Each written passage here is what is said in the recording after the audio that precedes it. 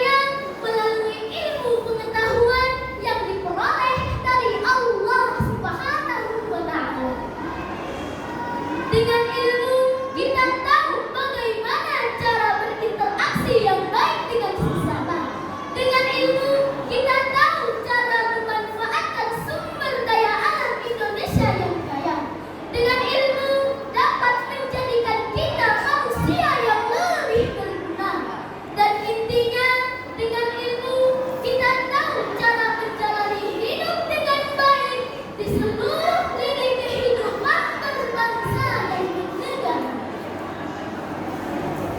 Sahabat Masih yang dirahmati Allah, kewajiban menuntut ilmu juga terdapat dalam hadis Rasulullah SAW yang berbunyi, "Thalabul ilmi fardhatun 'ala kulli muslim."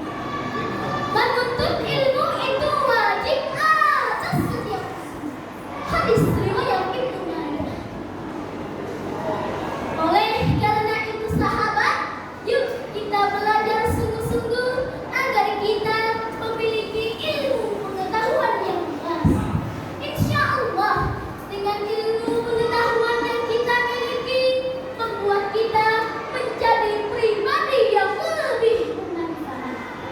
Negeri kita pun akan menjadi negeri yang lebih hebat dan bermartabat. Betul apa betul? Betul. Kemudian, selain dengan berilmu, agar dapat mengabdi untuk negeri, harus dibarengi dengan memiliki kepribadian yang sama. Sebagaimana hadis Rasulullah SAW menyatakan bahwa al-mu'minu qawiyyu khairun wa ahabbu ilallah minal mu'minid dhaif. Mukmin yang kuat lebih baik dan lebih dicintai Allah daripada mukmin yang lemah. Hadis riwayat Muslim. Nah, sahabat, mau tidak dicintai oleh Allah? Mau. Wah jauh, wah kedong. Ya tentu mau dong.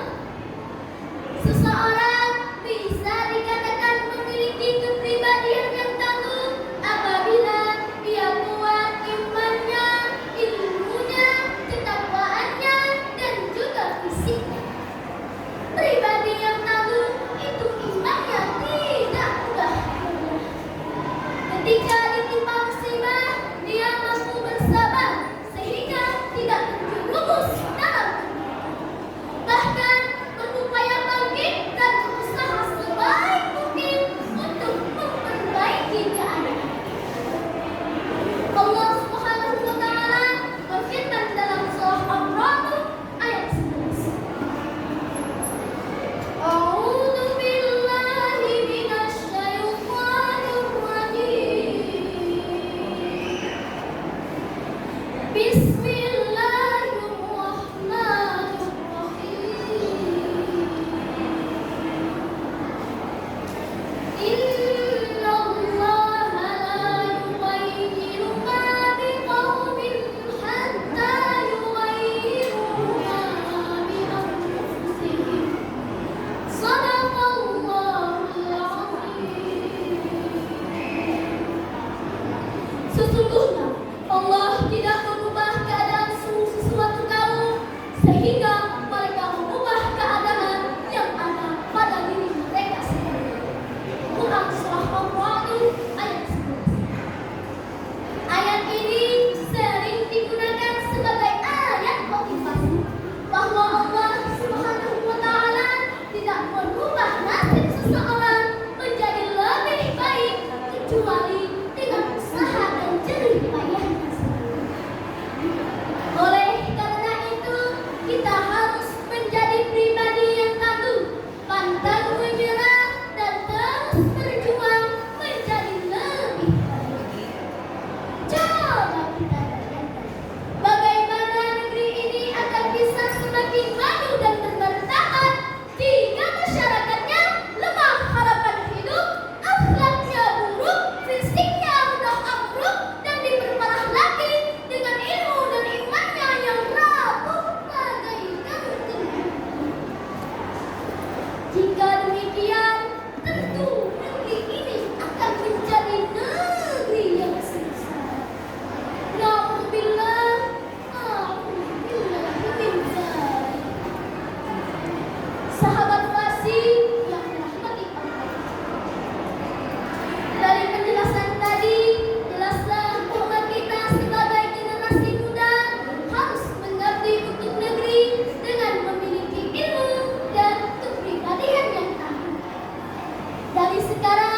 kita persiapkan diri kita dengan lebih baik agar negeri ini menjadi negeri yang makmur, thayyibatun mubarakah. Sebelum saya tutup, izinkan saya menyanyikan sebuah lagu. Boleh? Boleh.